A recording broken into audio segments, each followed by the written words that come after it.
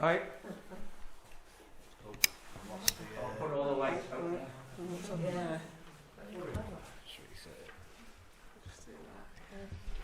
Oop.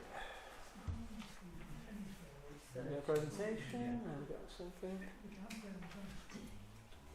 Oh, hey, there we go. Right. Diolch yn fawr, Maggie. Thank you very much for the wonderful introduction for both of us. We're really, really pleased to be here. Yes, as Maggie was saying, I am a Hockensiron. I've lived here all my life, and I've been obsessed with the archaeology of the island since I was a little kid. Mike himself has grown to increasing love with a passion of archaeology, and between the both of us, we've split the archaeology of the centre of the island wide open, especially in a place like Llanerchymedd, which, if you could believe it, it's got a lot more stuff in it than anyone would have previously thought. But to quickly touch on, there we go, a little bit of animation there for you. So between us, we've done a lot of work since at least 2018. We've added a total of 33 additional sites to the historical environmental record of not only the town itself, but the surrounding areas, the surrounding parishes, including Coedana, Llanerchymedd and Rhwng. But our work, primarily archaeologically, is focused on these two areas here, which is this lovely little area which is called Smithfield, named after the field which resides. It's located a short distance to the south of the church, which has a lovely public footpath running through it. There was a plan for an excavation of this site, a community-led dig. Unfortunately, the landowner got a bit of cold feet at the last moment. But who knows, times change, people change, and hopefully we'll be back there again. There is talks of extending the cemetery, which, given our works, will no doubt have to do some form of archaeological work there. But of particular interest to the group is obviously the work that we've done here as well. We've discovered new rock art sites, which my colleague Mike will explain to you in further detail, on top of the Hoyle, the tallest hill in the area, with fantastic views. But Gwaith Archaeological Trust have also done work here. I won't speak fully on their behalf, because I'm certain they'd be interested to share it themselves. But they did do geophysical surveys in this area ahead of a housing development at Ynys Môn, which revealed a series of field boundaries and systems that predate the current field systems that you see here. There was little in terms of artefactual evidence recorded, apart from the normal detritus that you normally find in an established 19th century market town like Llanerchymedd. But on top of that, we've also made some other unique find spot discoveries, such as, funnily enough, a few fields down from where I live, this wonderful, beautiful melon bead of the Roman period. And this was found on top of the plough soil next to a burnt mound of presumed Bronze Age, or at least prehistoric date.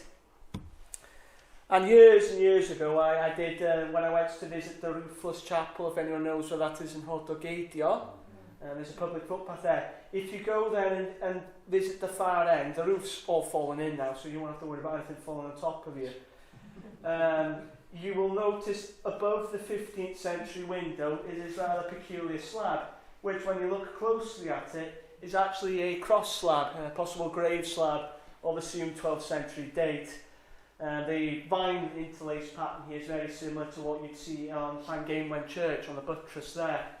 A very unusual thing, as the church was previously assumed to be totally post-medieval in date. To find something like that is quite exciting. No idea why there's a hole cut in the middle of the square there, but clearly it has been modified at a later date. So, on to one of the two sites that we'll be discussing today, Smithfield. So the history of the site and its name, very little is known about the site going back. We know that there was a medieval market in the village as far back as at least the 14th century.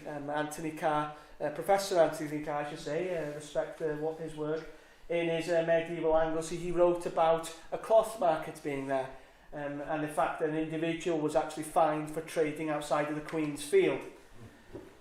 So we assumed, by its proximity to the centre of the village, this might have been the Queen's Field, although the name Smithfield implies something else, assumedly some sort of smithy, or at least some evidence of metalworking. But if it was a market, chances are you'd have a stall or some sort of place where a smith would be there working to sell his crafts. The name itself can actually be traced back to the 18th century. William Buckley does mention it in a page in one of his diaries sometime around the 1740s. We are certain that it's actually referring to this Smithfield, as he was a frequent visitor to Llanerchymedd. In his diaries, he visited there often to look at the cattle market and the cloth markets that were there. And that is the field in question. You can actually see this rather beautiful boundary. The field has remained remarkably untouched. The only new development has been my safle up on the corner there. Its location being centre is obviously quite significant, a perfect place for a market, along with its location near a crossroad. You've got the east-west routeway, which I remember for those that were with the meeting with the Anglesey Antiquarian Society, Andrew Davidson remarked that this might have been an earlier routeway than previously thought, possibly even prehistoric, running across the breadth of the island, with this little routeway leading across to the top. Now my neighbour, John Smith, who used to work in Ynys Môn, he actually mentioned in a book, The Marian Conspiracy, which is a fanciful account, but there is an interesting anecdote of a possible Roman road, which may have run through the middle of the site.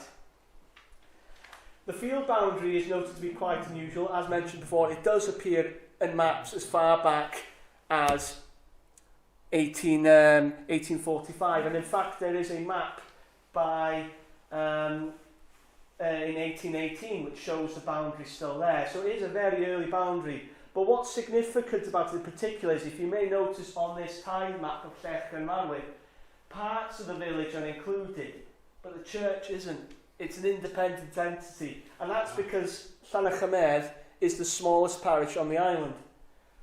That whole area that the field encloses, that's the extent of Llanerchymedd parish. Very, very unusual why that is. It appears to be marked entirely on this enclosure here, funnily enough, around the church. The church was rebuilt by Sir Henry Kennedy around 1856, 1859. And sadly, he did vandalise, you would say, a lot of the old church. Only the base of the church survives, which is of assumed 12th century date. This is evidenced by the presence in the doorway leading into the ground floor of square abaci, with a pointed roof, which was quite unusual, but the square abaci suggests a 12th century date. There is an antiquarian account which dates to several years before the church was knocked down, that regarded it as quite a simple but ancient structure with an arch with square abaci, very similar to Penmon, one of the arches there, very simple thing, which suggests an early date.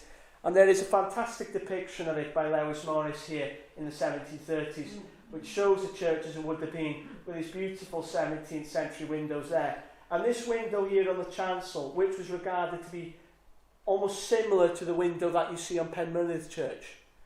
So this implies a high wealth church or site, large nave, a lovely round-headed doorway there, and wholly defensive tower. But I have a theory that that might have actually been a later modification as the town was changed from an ecclesiastical site, a class church, which is a Celtic monastery, to a market town. And there is evidence to suggest that that was a class church based on antiquarian accounts of ancient crosses being on the wall of the chancel, all of which have since gone, and of course the surviving architectural features that we see there, and more importantly the unusual nature of the parish and this massive enclosure around it. So, geophysical work was conducted in August of 2019. I really wanted to go, I couldn't, I was working, so I missed out the fun. But my good friend and colleague Mike Woods, along with this volunteer, aptly named Nathan Crozier, which is a brilliant name for someone to look at a church site, a geophysical survey was done while the field had been just under plough. And the results were actually really fascinating. So here are the geophysical results of the site. There are some anomalies that become quite apparent, such as this large linear magnetic anomaly. So, to give a context, this is a gradiometer survey result. So this is using a magnetometer which detects concentrations of iron in the soil, doesn't it? From these concentrations we could tell a lot about what's going on in the site, whether there's ditches, areas of burning or heat, or even structural elements. And here we've actually got evidence of what appears to be a settlement that predates the village, Llan San, we'd like to call it, with this lovely series of enclosures around it. That is actually a later field boundary that is included in an OS map of 1889. But the line is interesting because it appears to cut through a lot of the earlier features, particularly this, which appears to look like a roundhouse. And this is suggested to be a routeway, possibly a road of Roman date, which aligns with this entrance here. And you can see evidence of roundhouses, but there you've got this concentration of magnetic metalwork, which may be possibly a site of a metalworking building, very similar to what you see at Llanerchymedd, for example, the rectangular buildings. So we're looking at assumedly likely a site, settlement site of prehistoric date, although we're not entirely ruling out that there may have been activity here from a later early medieval date, as the name Llanerchymedd implies, glade in the mead, and its proximity to the church. There may be undiscovered features such as possible evidence of a brewery or a meadery there. Excavation would be required to confirm these findings. But even without excavation, the field walking results have been absolutely incredible. With just myself walking the field, I recovered over 830 artefacts. A mix, over 30 clay pipe bowls, for example, dozens of coins, all matter of objects, which paint a very, very fascinating picture of the village spanning millennia, including pieces of lithic artefacts such as these work pieces of flint. This one might have been for, you could just see a little groove there, possibly for shaping or stripping bark off arrow shafts. And coinage as well. We've got some early examples of coinage here, the earliest being the silver penny from the reign of Henry IV. That was the only coin of that date recovered from the site, which makes the assumption that it was a medieval market site problematic, as we'd expect to find more. It's when you get to the 18th century that you start to see a lot more coinage, such as this lovely Druid penny, but you might notice I put down forged. And that's because the weight is wrong. Druid pennies are supposed to be about 23 grams. That one's 8 grams. It's far too light. But you can easily make out the hood of the Druid there. So shows that some people were being a little seditious when they were making their trade. But fascinatingly, we were getting trade tokens from other parts of the country as well. This lovely little token here, which was assumed to be a toy token, is actually a token from John Voss, a draper from Swansea, which dates back to 1796. The obverse shows a key with a knot on the top there, whereas the reverse would show a sort of a profile of Swansea Castle. And fascinatingly, we also found pieces of the earlier church that Sir Henry Kennedy knocked down, including this lovely piece of turned stone. But I'd like to just quickly point out this clay smoking pipe bowl. As mentioned, there's over 30 of these, but this one and another one were quite special. We got in touch with the National Clay Pipe Archive, which is based in the northwest, and we got I showed him pictures of this, and he said that there is no comparison to this pipe bowl anywhere in their collections, so it's likely to be local. So whether we're dealing with a pipe bowl from the example of the famous tobacconists at Amlwch, or maybe the eagle more reminiscent to something from Caravan, where the eagle is seen a lot in its liveries, or maybe somewhere further afield in the northwestern region of Wales. At any rate, it's been strongly suggested that this pipe has not travelled very far, and it is a fascinating additional piece of evidence to consider. Come on, there you go. But we've also got evidence of early early smoking here, including this fragment of a smoking pipe bowl dated back to 1645 to 65. Now, you'll find a lot more of this sort of stuff in Beaumaris, but in the centre of the island, something like this is fascinating as it gives us an insight into the early use of tobacco in Anglesey, and particularly in the centre, where, as mentioned, villages like Llanerchymedd haven't really benefited a lot from archaeological research. But you find other curious little objects, such as the seal matrix here, which, if you could just make out, has got a brigantine ship on it. And that dates back to 1700, 1800 there. Some eclectic objects, which for the life of us, we're trying to find out what it is. This copper alloy object here is assumed medieval. It's very badly worn and quite damaged, but its weight and its wear does suggest an earlier rather than later date for some of the objects in comparison to this lovely shoe buckle. Organic preservation was also really good. We found a shoe heel from a child's shoe with copper studs in it. And as we know, the cobblers in Llanerchymedd, which was a sizable industry at that time, they did use Paris Mountain cobble for the nails for their shoes. So whether we've actually got an artefact from that industry here in the collection is quite fascinating. And of course, we've actually got evidence that supports the Smithfield idea. It's absolutely enormous piece of cast iron. You can see it flowing there. We're not able to date it, but we assume it's a later rather than earlier date, because I can't imagine someone from the Iron Age wasting such a big piece of iron like that. But I will quickly now turn my attention to my colleague Mike Woods, how we met up, and then the star of the show, the Foil, or we're calling it the Barren Grave. Take it away, Mike. Thank you very much, Ash, and thank you very much for the fine welcome tonight.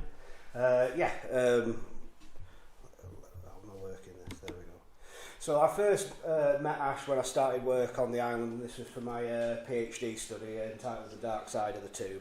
It was magnetometry surveys carried out across Brynceffley and the landscape there, also Tynnewydd, and also the Llanfecwydd monoliths that are there, such as the triangle and the standing stone. Ash, on his weekends off, would come out and help me do the magnetometry surveys around, which we covered vast swathes of land with the magnetometer, and he helped me, and by way of thanks I carried out the survey at Smithfield, which, as was just explained, quite a lot was found there as well. So me and Ash, we found that we worked together really well. We had a similar passion for the archaeology of the island, so we started Mônolith, and we began searching for further archaeological evidence. While we was working at Brynceffley, the outcrops, the stone outcrops surrounding the tomb, are covered in cup marks, which is an art form generally found in late Neolithic, early Bronze Age contexts, where the stone is being hammered with a rock and it's leaving a cup-like depression in the stone. And we both identified these markings and also came up with an idea of how to identify them across the island, because, as we know, there is a rock art to be found across Anglesey. This particular one, the Cyflwyniad Esgob stone, has lovely cup and ring marks here, and also we have the famous rock art at Baclodiad and also Brynceffley there, where we have both cup, ring and other kind of linear kind of shapes on them. But it's seemingly, for the amount of tombs, Neolithic sites on the island, there's actually quite a lack of rock art in comparison to other parts of the British Isles. So during lockdown and Ash's government sanctioned exercise, he went for a walk across the Foil close to his house, and he came across two sites. So here we have the Foil, which is a large outcrop, an upland area in Llanerchymedd. And he came across two sites, and he excitedly sent photographs. I was obviously in Lancashire because I wasn't allowed in Wales at the time, and he excitedly sent me photographs of both these panels. So stone one, which is part of the outcrop itself, it's actually attached to the Foil, and there we have it. Nice one. So this one has a number of cut marks, very clear on it. If you get a chance to go up there, we'll show you a map. Skip there. And reverse, there we go. And also stone 2, a large boulder that is no longer attached to the outcrop, is separate itself, and also, as you can see, it's kind of precariously kind of on the side of a mound of stones there. This is very exciting, and Ash took many photographs all around both of these rocks, and we created 3D photogrammetrical models of them. So as you can see here, we can see a number of the cup marks very clear in stone 1, which is, like I said, part of the outcrop, and we can see them here as well. On stone 2, the large boulder, they were much harder to see. It was a much more weathered stone, and it's very difficult to see them. But you can just about, from the 3D model, make them out there, and there we've highlighted the cups that are on there. All of the cup marks on stone 2 are all in this area of the stone at the wider end of it.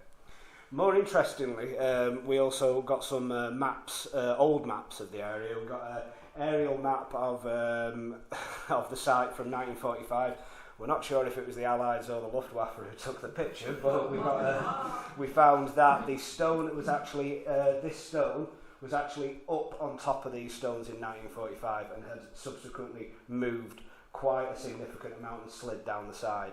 This was very interesting because we know that sites such as Llanerchymedd, the capstone is covered, the capstone of that Neolithic tomb is covered in cup marks.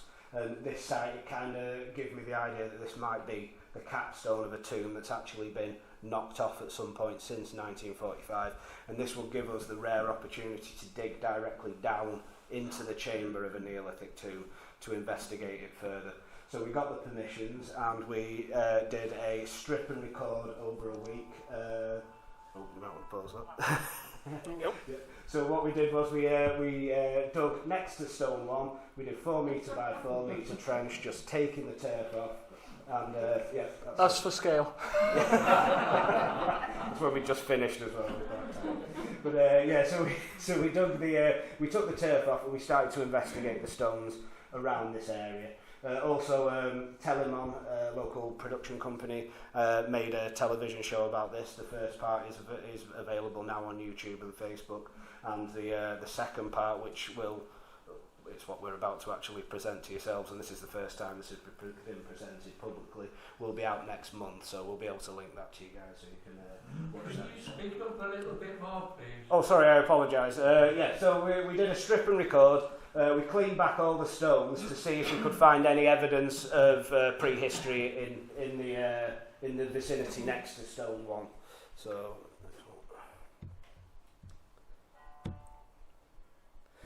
Unfortunately, we found 2 pieces of decorated stone.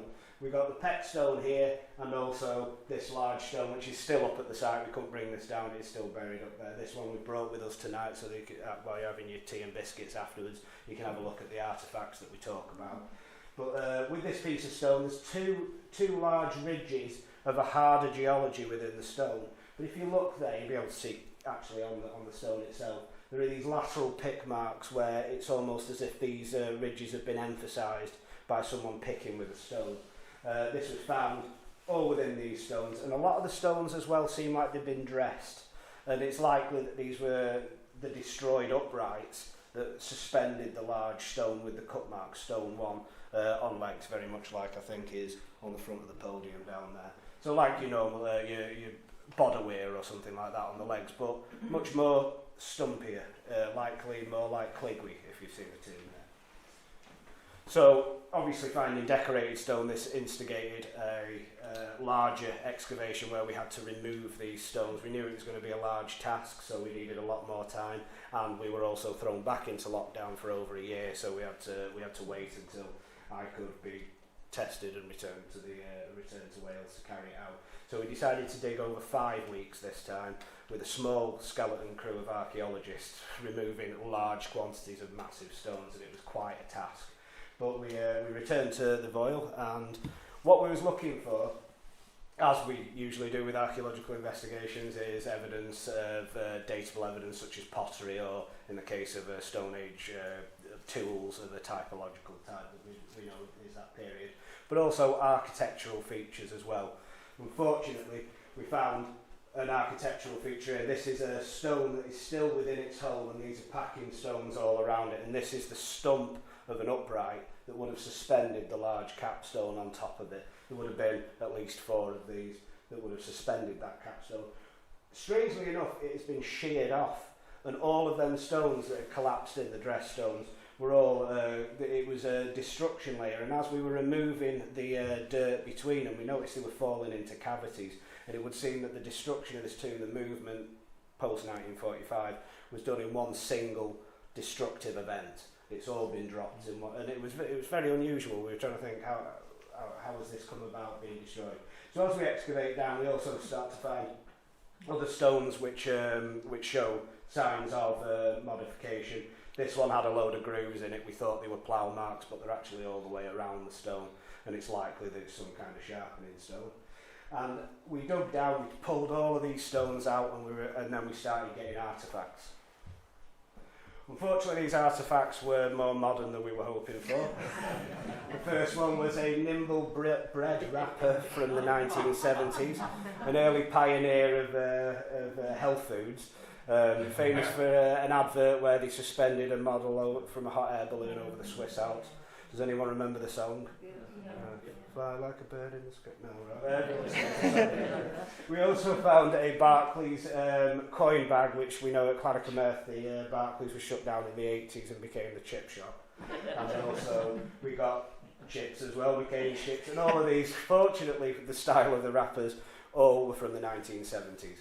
So we start to understand that beneath the destruction layer of what we was hoping was the Neolithic tomb was a layer of 1970s rubbish, which is very strange. But fortunately, two locals, Daffith and Cleglin, came up and gave us a little bit more information on the movement of Stone 1.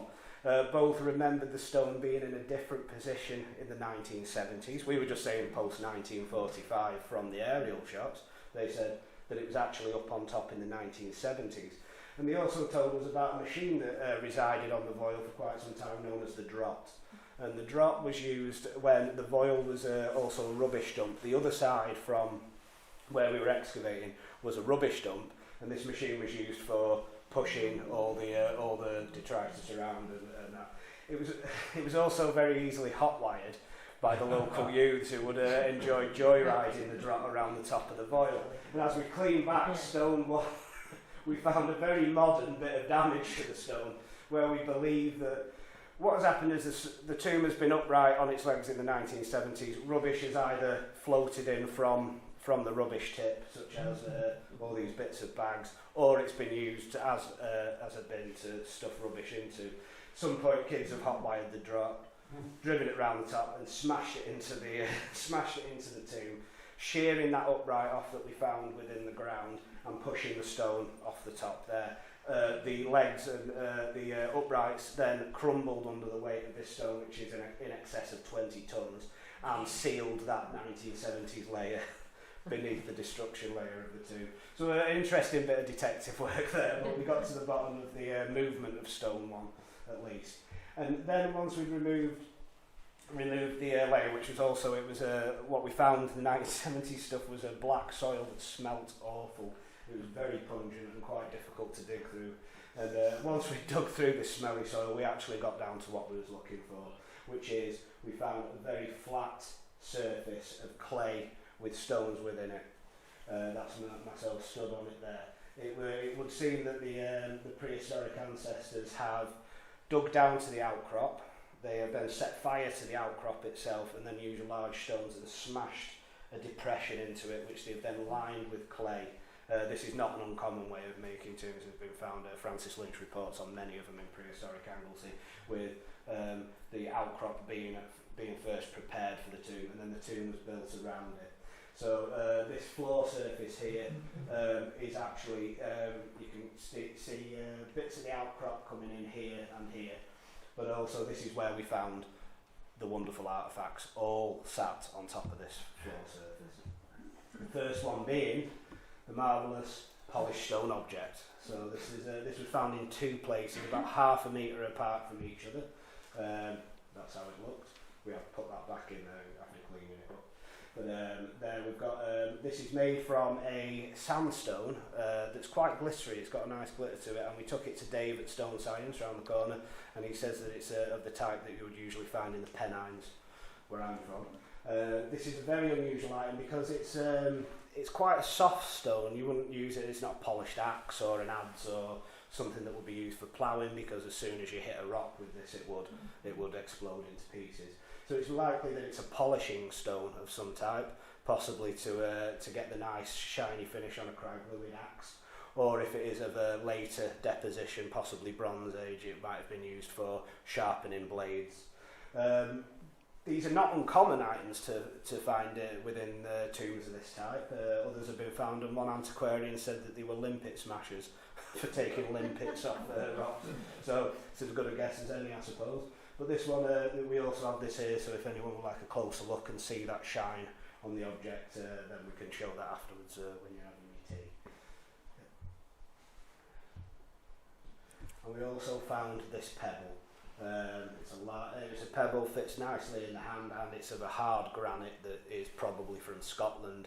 We don't think that this has come down, but this has been traded down. It probably came down through glaciation in the Ice Age period. One of the most interesting bits, though, it's got a very flat end on it, so it has been used as a polishing stone, and stones such as this have been found within Neolithic tombs across the island and across North Wales. Not an uncommon find at all, would have been used for polishing a number of things, maybe even for creating cups and cup mark rock art, as what led us to the site. We also found a couple of pieces of chert. Chert is a mineral that forms within limestone and has similar properties to flint. It breaks and has a very sharp edge. Not as high quality though. With flint knapping you can be much more specific with the way that you remove the flakes, which it tends to just explode on you and you have to pick the fine pieces out of it. This bit is a very high quality piece of chert. It's very nice and shiny. But it doesn't seem to be any kind of discernible tool typology that's been recorded before. It seems like it's more of a flake that's been knocked off a larger piece. But strangely enough, if you can see very carefully, there's 3 tiny flake removals across that edge. So that was they would have taken a pressure flaker and knocked 3 flakes off it, and then this has been placed onto the floor surface of the tomb. It doesn't seem like it's a tool, but it seems like it's possible that the material itself is important and it's been placed as a votive offering into the ground. Also, this bit which was quite a worn piece, but had been knocked off a larger chunk of chert. And I will hand you back to Ash so we can explain a bit more about the archaeology in the surrounding area. Cheers, Mike. Thank you very much. So yeah, a bit about the artefacts, but on our lovely outdoor office, you got stunning views across the island, and so we just got into a bit of thinking of what can we see from the monument.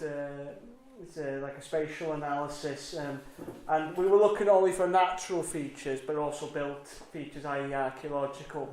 But in terms of natural, this site has got excellent views from the north, east, and the south.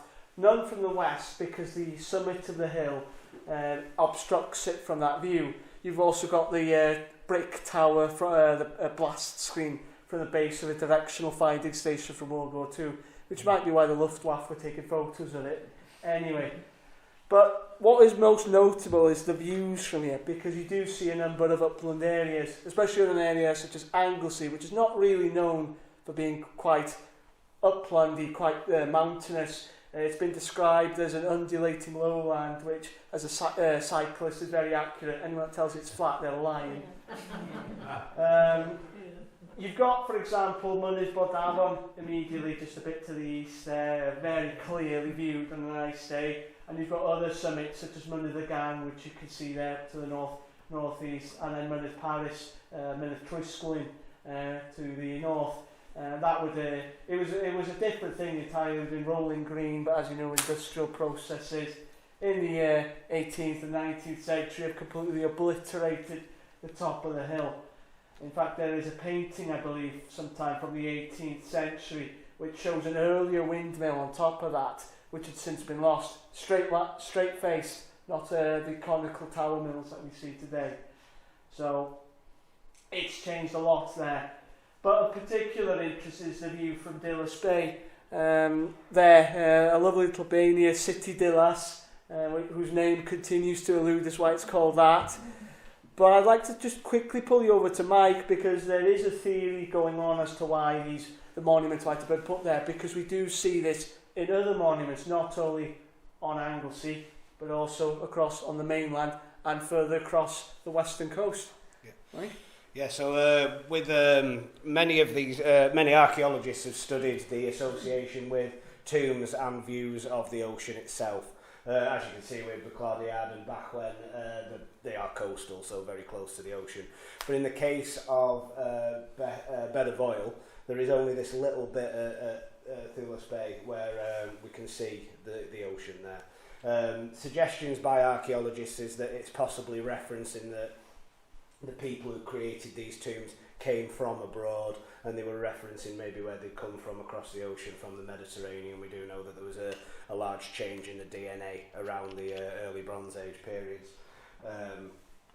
with people moving in from the Mediterranean. But in the case of it with Beddor, it's the area of ocean that you can see is also where the midsummer solstice sunrise would rise up, and actually tonight the moon apparently is on exactly the same alignment as the midsummer solstice sunrise. So I think we might drive up there dead quick after this and have a look. But it's likely that Beddor, it might have been a horizontal point for aligning the celestial bodies for the building of the tomb. Obviously, with the sorry nature of the tomb being quite destroyed at the moment, we can't confirm this, but with that little bit of the ocean being visible there, it is possible that the tomb was aligned, such as we can see at Brinkethley there.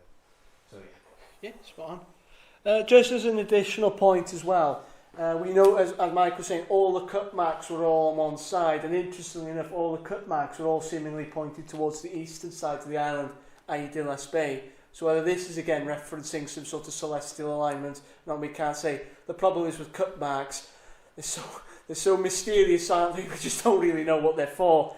But at any rate, it's very interesting to note that all the cut marks are on one side of the stone only. You don't find them all around the rest. And interestingly enough, all the cut marks that have been recorded on top of the voil have only been on the eastern side. There have been none, we've spotted none on the west, we've spotted none in the north, we've spotted none in the south. So that's quite unusual. But just quickly, because I'm aware that time is running out and I'm sure we're all dying to have a cup of tea, there is other sites that you can see from the site, as we mentioned, not only the landscape, but archaeologically. And interestingly, around Llanerchymedd, if you can believe it, it's an archaeological, well, a prehistoric hotspot of ritual activity. George Nash suggests that it may have been part of a ritual routeway that ran across the island, running right across east to west in a way, and that's evidenced by the prehistoric monuments that you can see in the area, particularly up in Llanerchymedd way here. You've got two right next to each other here, Llys Einion, the lovely standing stone, that can just be seen on a clear day from the summits there as a little black line. If you do come up, bring some binocs.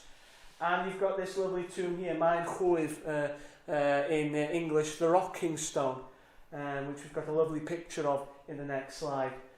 But of particular interest is these tombs here. There's actually 3 sites of tombs, all of which have long since gone, that have been recorded in the past. But if you go further down, look towards the southeast, you can see other standing stones, such as Llech Golman in Coedana, where I'm from, the 2 Maen Adwyns. The one that's recorded as Maen Adwyn today, near Llanerchymedd, is not Maen Adwyn. That one was further up. There is actually a map. If you look on a map, which I will show you in a minute, it's online, it's been digitised. It'll actually show you where its location is. The 2 Maen Adwyns, Carraglader, of course, the thief stone, the famous one with Will-of-Lewog, Will of the Hairy Hands, who stole Llanderfyddog Church's Bible and got turned to stone by a ghostly robed apparition. Brilliant story, I absolutely love that. But yeah, this is just a selection of the tombs. This is the map you want to look out for online, and if you want, I could give you the link where to find it at the end of this talk. It's a man by a name called Robert Dawson, whose father was also called Robert Dawson, just to add to confusion. He is credited with making one of the first Ordnance Survey maps of the British Isles. This is one of his maps, aptly named Holyhead. Well, not in Holyhead, but it's just basically to talk. The map not only encompasses Holyhead, but the whole of the north of the island as well. He also did the southern map of the island, and which also makes references to stuff around Talon, which will no doubt be of interest to your group. But here you notice he was of that time. He must have been a very keen antiquarian, as he notes a lot of prehistoric monuments in this absolutely fabulous Gothic font. You can see, for example, the erect stone at Llys Einion there. And interestingly enough, something called Gorseddau, near a place called Garreg Wen, which is now Bryn Dyfrydog. Gwrseddau implies possibly the presence of stone circles, and there is, funnily enough, by the field boundary there, if you do ever go on the drive, a big pile of large stones, and we have been wondering, is this the remnants of a dismantled stone circle that's been put to one side? But there's the cromlech there, right next to Bodneithiwr Farm. There's very little left of it now. It's probably been cleared or destroyed sometime in the early 20th century for modern agricultural uses. But it's also difficult to ascertain whether that is a cromlech because that area is full of erratics. So maybe the antiquarian might have gone in a bit too keen saying, oh, that's a cromlech, and chances are it's a pile of stones.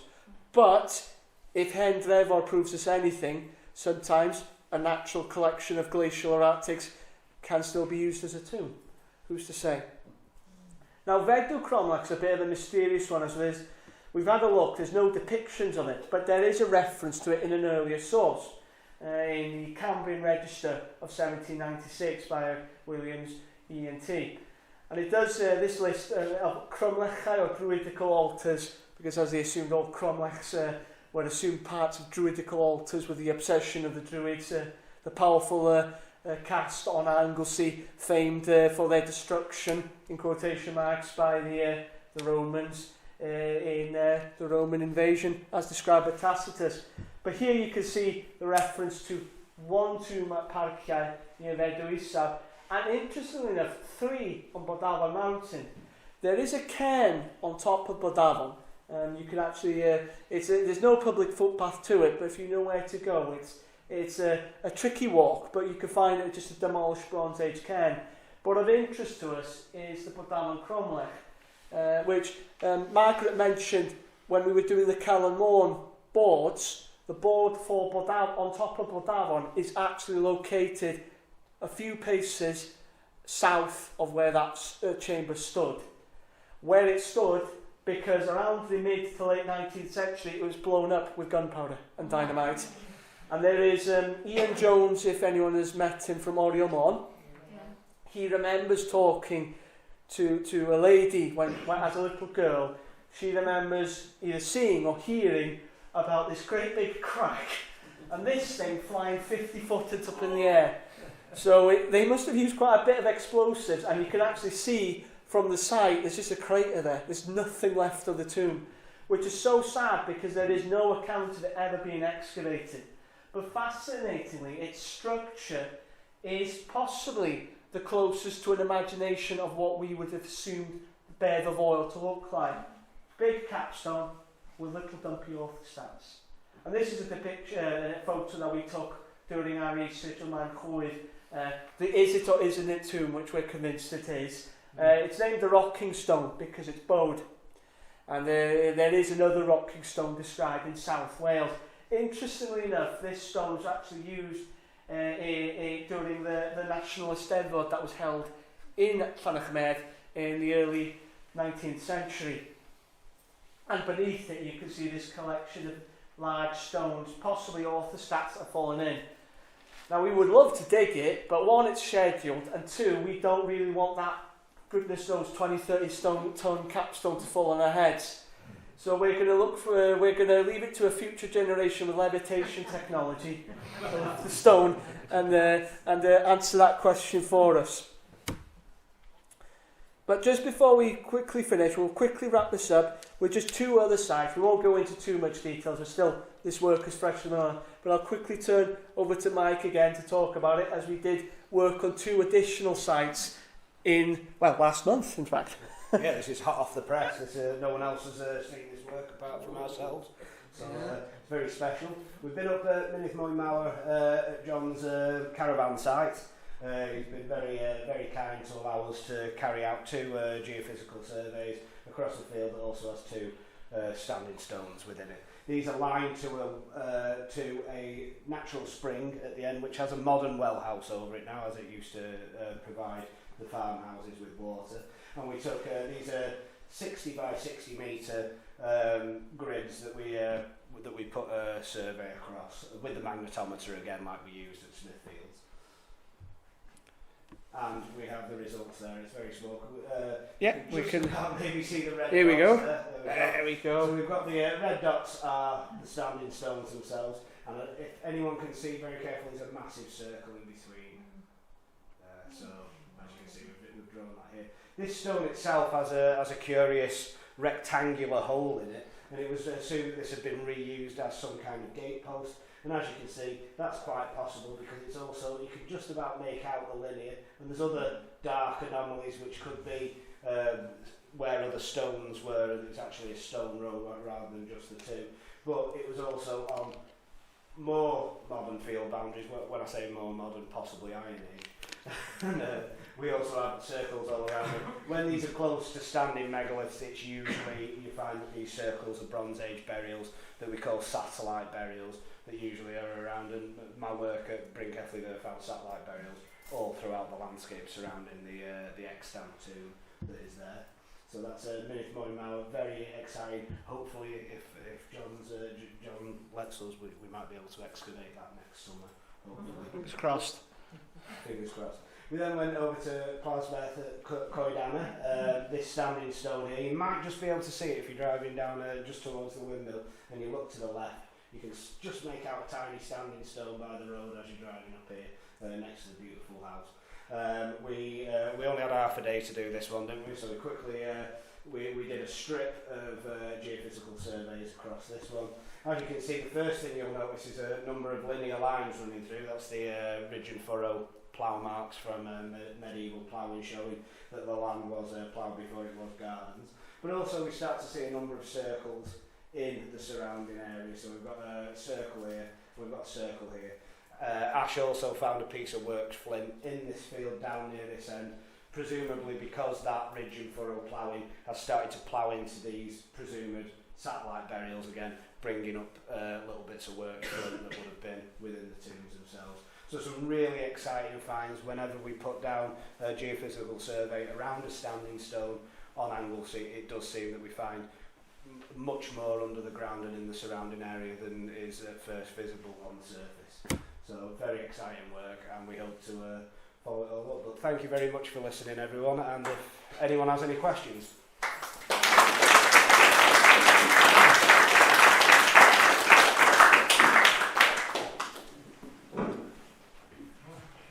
More questions than I can think of asking. Wow, yes. I was going to say, I don't know about you, but I'm absolutely dizzy, really, with all this stuff. And how amazing, really, all that discovery. It's just incredible. And as you say,